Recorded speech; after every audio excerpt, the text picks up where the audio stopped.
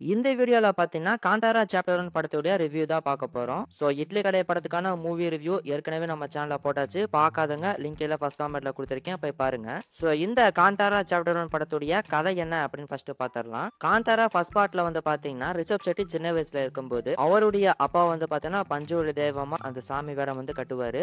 ஒரு கட்டத்துல அவர் வந்து பார்த்தீங்கன்னா, மாயமா மறைஞ்சு போயிருவாரு. இப்ப அந்த சின்ன வயசு ரிஷப் செட்டி வந்து பார்த்தீங்கன்னா, என் அப்பா வந்து ஏன் மறைஞ்சு போனாரு? அதுவும் குறிப்பா இந்த இடத்துல வந்து ஏன் மறைஞ்சு போனாரு அப்படிங்கிற மாதிரி கேக்குறாரு. அங்க இருந்து வந்து பாத்தீங்கன்னா ஒரு புராண கதை ஒண்ணு ஸ்டார்ட் ஆகுது. அந்த கதையில வந்து பாத்தீங்கன்னா காந்தாரா அப்படிங்கிற ஒரு காடு ஒண்ணு இருக்கு. அந்த காட்டுல ஒரு சில மக்கள்லாம் வாழ்ந்துட்டு இருக்காங்க. அந்த காடு வந்து பாத்தீங்கன்னா ரொம்பவே செழிப்புமிக்க ஒரு காடா வந்து இருக்கு. எங்கேயுமே கிடைக்காத நிறைய விதைகள் வந்து பாத்தீங்கன்னா அந்த காட்டுல வந்து இருக்கு. அதனால அங்க இருக்கிற அந்த மக்களுக்கு ஒரு பிரச்சனை ஒண்ணு வருது. அதுக்கப்புறம் என்னென்ன சம்பவங்கள்லாம் நடந்துச்சு, அந்த மக்கள்லாம் அந்த பிரச்சனை வந்து தப்பிச்சாங்களா இல்லையா, அந்த தெய்வம் வந்து அந்த மக்களை காப்பாத்துச்சா இல்லையா அப்படிங்கறத இந்த காந்தாரா சாப்டர் படத்துடைய மொத்த கதையுமே. இந்த படத்துடைய ஆக்டர் அண்ட் டைரக்டரான ரிஷப் செட்டி வந்து பாத்தீங்கன்னா அவருடைய பெர்ஃபார்மன்ஸ் எப்படி இருக்கும் அப்படிங்கறத காந்தாரா ஃபர்ஸ்ட் பார்ட்லயே பார்த்திருந்திருப்பீங்க. அதோட ஒரு பீக் பெர்ஃபார்மன்ஸை இந்த படத்துல கொடுத்திருக்காரு அப்படின்னு சொல்லலாம். என்ன ஆக்டிங் அந்த மனுஷன், எஸ்பெஷலி இந்த படத்துடைய கிளைமேக்ஸ்ல வந்து பாத்தீங்கன்னா ரிஷப் செட்டி பிரிச்சு எடுத்துட்டாரு அப்படின்னு சொல்லலாங்க. அந்த அளவுக்கு ஒரு பீக் பெர்ஃபார்மன்ஸ் வந்து பாத்தீங்கன்னா ரிஷப் செட்டி இந்த படத்துக்கு கொடுத்திருக்காரு. அண்ட் அவருடைய பெர்ஃபார்மன்ஸ் வந்து பாத்தீங்கன்னா படத்துக்கு ரொம்ப ரொம்ப பிளஸ் அமைஞ்சிருக்கு அப்படின்னு சொல்லலாம். அண்ட் அடுத்து ருக்மிணி வசந்த் எடுத்துக்கிட்டோம் அப்படின்னா அவங்களோட பெர்ஃபார்மன்ஸ் பார்த்தீங்கன்னா சூப்பரா இருந்துச்சு. அண்ட் அவங்களுடைய கேரக்டர் வந்து பார்த்தீங்கன்னா சூப்பரா வடிவமைச்சிருக்காங்க அப்படின்னு சொல்லலாம். அண்ட் அவங்களுடைய கேரக்டர்ல வந்து பார்த்தீங்கன்னா ஒரு பெரிய ட்விஸ்ட் ஒன்று இருக்கு. அது என்ன அப்படிங்கறத நீங்க படம் பார்த்து தெரிஞ்சுக்கோங்க. இவங்களை தாண்டி ஜெயராமா இருக்கட்டும், அண்ட் ஜெயராமுக்கு மகன் கேரக்டரா வர ஒரு கேரக்டரா இருக்கட்டும், அண்ட் அந்த ஊர் மக்கள் அதர் ஆக்டர்ஸ் ஆகட்டும், எல்லாரோட பெர்ஃபார்மன்ஸுமே பார்த்தீங்கன்னா சூப்பரா இருந்துச்சு.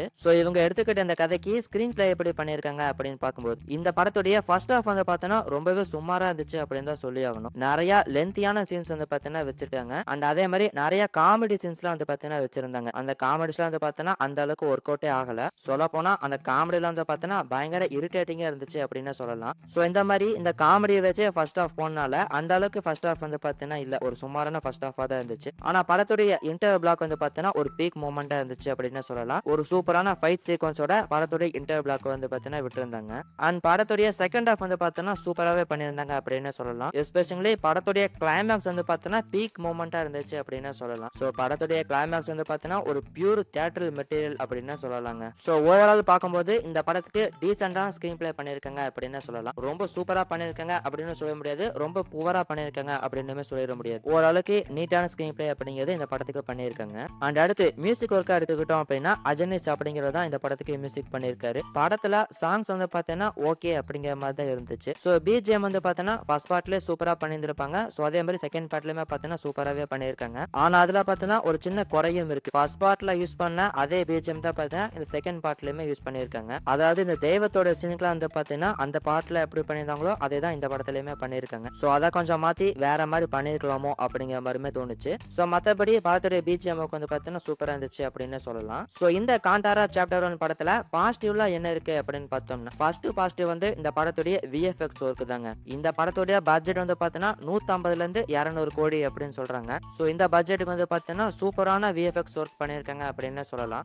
இவங்க செலவு பண்ணிக்கிற அந்த காசு வந்து பார்த்தீங்கன்னா ஸ்கிரீன்ல அப்படியே தெரியுது. குறிப்பா சொல்ல போனோம் அப்படின்னா இந்த புலி வர மாதிரி சீன் இருக்கும். அது அந்த தேவாங் விலங்கு அப்படின்னு சொல்லிட்டு ஒரு விலங்கு ஒன்று காமிச்சிருப்பாங்க. அந்த சாமியோட விஎஃப்எக்ஸ் அப்படின்னு சொல்லிட்டு இந்த விஎஃப்எக்ஸ் வந்து பார்த்தீங்கன்னா சூப்பராகவே பண்ணிட்டாங்க அப்படின்னு சொல்லலாம். ஆனா இதுலயுமே பார்த்தீங்கன்னா சின்னதா ஒரு குறை ஒன்று இருக்கு. அதாவது படத்துடைய கிளைமேக்ஸ் போர்ஷன்ல வந்து பாத்தீங்க ஒரு சாமியோட விஎஃப்எக்ஸ் வந்து பார்த்தீங்கன்னா பண்ணியிருந்திருப்பாங்க. அது சாமி மாதிரியே இருக்காது, ஒரு ஹல்க் மாதிரி இருக்கும். அதோடைய விஎஃப்எக்ஸ் மட்டும் பார்த்தீங்கன்னா கொஞ்சம் புவரா பண்ணியிருந்தாங்க. அதாவது இந்த கார்ட்டூன்ல எல்லாம் பண்ணுவாங்க பாத்தீங்களா, அந்த மாதிரி தான் அந்த விஎஃப்எக்ஸ் பார்த்தீங்கன்னா இருந்துச்சு. மத்தபடி இந்த விஎஃப்எக்ஸ் வந்து பார்த்தீங்கன்னா சூப்பரா இருந்துச்சு அப்படின்னு சொல்லலாம். அண்ட் அடுத்த பாசிட்டிவ் வந்து பார்த்தீங்கன்னா மேக்கிங்காவே ஒரு ஸ்ட்ராங்கான படமா இது வந்திருக்கு அப்படின்னு சொல்லலாம். மெயினா இந்த ஆர்ட் ஒர்க்லாம் வந்து பார்த்தீங்கன்னா சூப்பராகவே பண்ணியிருக்காங்க. அண்ட் அதே மாதிரி இந்த சினிமோட்டோகிராஃபியுமே பார்த்தீங்கன்னா சூப்பரா பண்ணியிருக்காங்க அப்படின்னு சொல்லலாம். அண்ட் அடுத்த பாசிட்டிவ் வந்து பார்த்தீங்கன்னா இந்த படத்துடைய இன்டர்வல் அண்ட் படத்துடைய கிளைமேக்ஸ் போர்ஷன் தான். ரெண்டுமே வந்து பார்த்தீங்கன்னா பீக் லெவல்ல இருந்துச்சு அப்படின்னு சொல்லலாம். அண்ட் அதே மாதிரி ருக்மிணி வசந்துக்கு வைக்கப்பட்ட அந்த ட்விஸ்ட் அதுவுமே பார்த்தீங்கன்னா சூப்பரா ஒர்க் அவுட் ஆச்சு. அண்ட் அடுத்து படத்துடைய நெகட்டிவ்ஸ் அப்படின்னு பார்த்தோம் அப்படின்னா இந்த படத்துடைய ஃபர்ஸ்ட் ஹாஃப் சொல்லலாங்க. ஃபர்ஸ்ட் ஹாஃப்ல வந்து பார்த்தீங்கன்னா கண்டிப்பாவே லேக் அப்படிங்கிறது ஃபீல் ஆகும். இந்த கதையை ஆரம்பிச்ச விதம் வந்து பார்த்தீங்கன்னா சூப்பரா இருந்துச்சு. அதுக்கப்புறம் கொஞ்சமா ஸ்டார்ட் பண்றதுக்கு இந்த லேக் ஆயிருச்சு. அண்ட் அதை இன்டர்வல்ல இருந்து அந்த செகண்ட் ஹாஃப்ல வந்து பார்த்தீங்கன்னா சூப்பராகவே கேரி பண்ணி கொண்டு போயிட்டாங்க.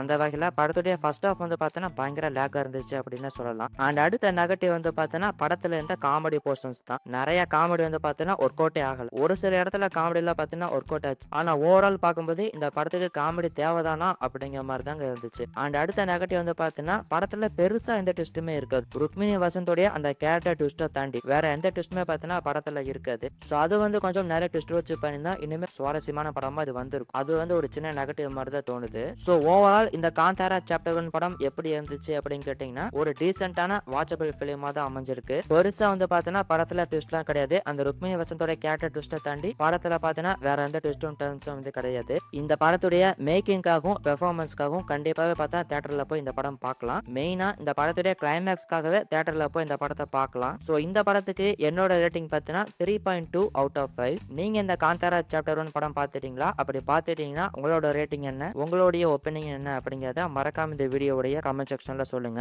அடுத்து இன்னொரு வீடியோல நம்ம பார்க்கலாம்.